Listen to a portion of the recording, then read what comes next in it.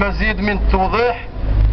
التنسيقية المحلية داخلة في واحد المعركة اللي هي معركة مفتوحة على كافة الاحتمالات، والتنسيقية عازمة على خوض كل الأشكال النضالية السلمية والحضارية ضدا على واحد السلوك اللي هو سلوك استفزازي غير قانوني وماشي معقول وماشي مقبول. هذا السلوك اللي قدم عليه الإدارة المحلية ديال واحد الجهاز سميتو المكتب بين قوسين الوطني للماء الصالح بين قوسين الصالح للشرب. ما يعقل في هذه الظرفية بالضبط ديال الحرارة وديال الصيف أن هذا المسؤول لا مسؤول يدير بحال هذه الخطوة هذه، لأن سبق وعطاونا وعد وعد الحر دين عليه.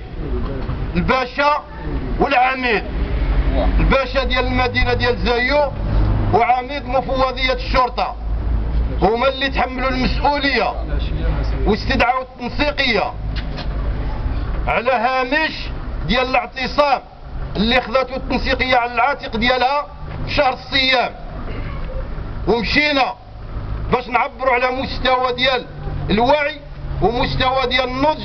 دخلنا معهم في حوار مع العلم اننا نبهناهم وقلنا لهم احنا ما بغيناش حوارات استهلاكيه، حوارات مجانيه، حوارات ماراثونيه.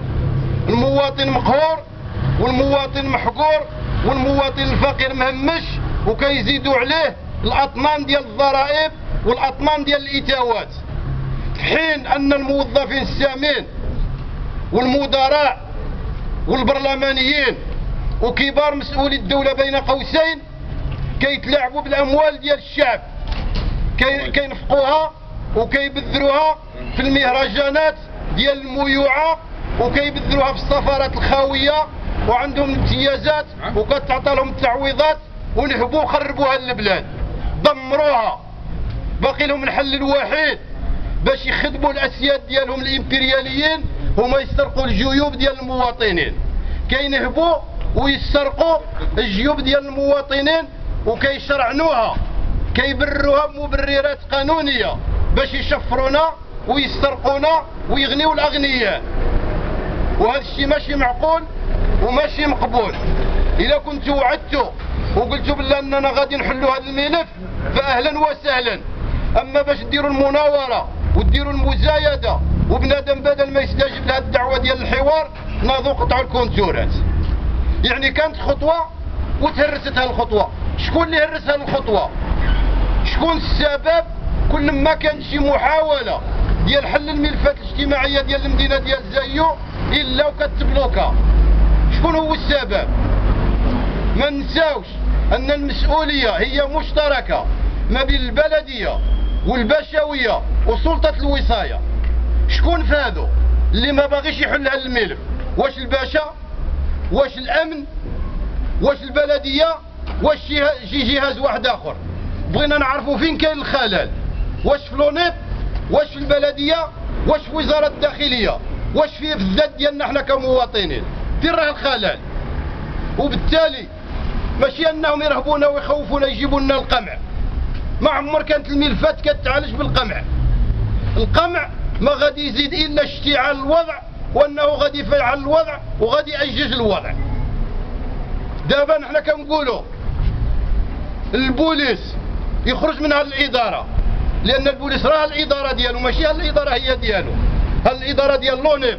لونيب الا ما قادش يتحمل المسؤوليه ديالو غيرفع كشاوشو. ما يبقاش هنا داخل المدينه. نمشيو ندوروا المدينه ونشوفوا شنو واقع فيها. ما كاين لا واد حار، ما كاين لا شبكه، ما كاين لا تطهير، ما كاين لا حتى شي حاجه. ما يمكنش تشري الحوت وهو في البحر. ما يمكنناش نخلصوا واحد الضريبه والخدمات ما كايناش. لا يعقل، لا يعقل. الواحد المواطن اللي يلاه ما تفكش مع المعيشه، يلاه ما تفكش مع الرزق ديال ولادو، زايدين عليه الضرائب في الماء، في الضوء، في الاسعار، في جميع المسائل. والناس اللي كيدعيوا انهم مسؤولين هما لا مسؤولين في هذه البلاد كيخربوا كيدمروا هذه البلاد. فين كتمشي هذه الفلوس ديال هذه البلاد؟ فين؟ هاد الاموال ديال الشعب فين كيديروها؟ وعلى الاقل وعباد الله على الاقل الا كنتم كتدعيوا انكم مسؤولين وانسجموا غير مع الخطابات ديالكم، كتقولوا دولة الحق والقانون، وكتقولوا تقريبا مفهوم السلطة، وكتقولوا سياسة القرب، وكتقولوا التشارك، وكتقولوا شلا حوايج. فين نتوما من هذا الشيء؟ فين نتوما من هذا الشيء؟ مناشدة جميع المواطنين نتحملوا مسؤوليتنا في هذا الظرف بالضبط، لأن راه إلا ما تعاوناش وما تكاففتش الجهود وما تواجدناش هنا راه غادي يديروا ما أكثر، لأن كيسيو كيقطعوا الكونتورات وكيسيو بها باش يهرسوا هذه الخطوة، لأن كل ما كانت شي خطوة جادة ومسؤولة إلا وأنهم كيدمروها. وأنتم كي كتشوفوا كيجيبوا سوى القمع، كيستفوا لنا القمع، كيتحاب لهم أن القمع هو اللي غادي يحل لهم هذه المشاكل هذه. بالعكس ما عمر القمع كان حل. أنا لا كنعرف الا أنه كاين شي مسؤول هنا غيجي يعتقل هذا الأول ويمشي يعتقل ذوك الأعضاء ديال البلدية لنا ويزيد حتى الباشا لأنهم هما اللي مورطين في هذا الميل. حنا راه ما غاديش نتفاكوا مع هذه الإدارة لأن هي اللي مسؤولة ومسؤولة على هذا الملف وخصو يحل هذا المشكل، لأن اللي فوت شي سبقا لشي هو اللي يتحمل المسؤولية ديالو في هذا الميل.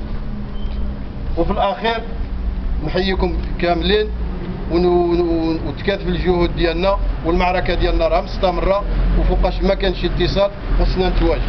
راه واخا يقطعوا الكونتورات كاملين راه ما عندهم حتى شي حل، الحل الوحيد ديالهم هما يضربوا في الصح ويحلوا هذا الميل. تحية نضالية وغادي نتحركوا في واحد المسيرة اللي غادي تكون مسيرة سلمية وحضارية ويكون واحد التنظيم ونضابطوا وغادي نتجهوا الوجهة اللي راه محددها التنسيقية ونمشيو بواحد الشكل سلمي وحضاري.